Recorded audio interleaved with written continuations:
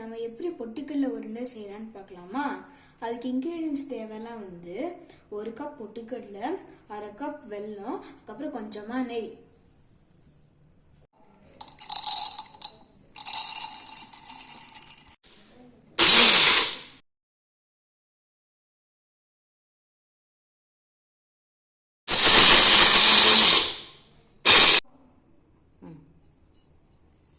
இப்போ பொட்டுக்கடலையும் வெல்லத்தையும் அரைச்சாச்சு.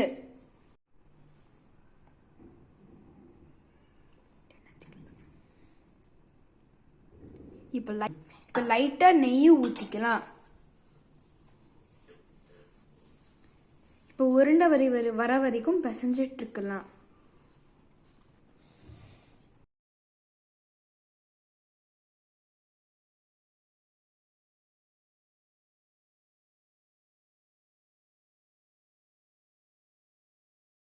பொட்டுக்கடலை உருண்டை ரெடி ஆயிடுச்சு.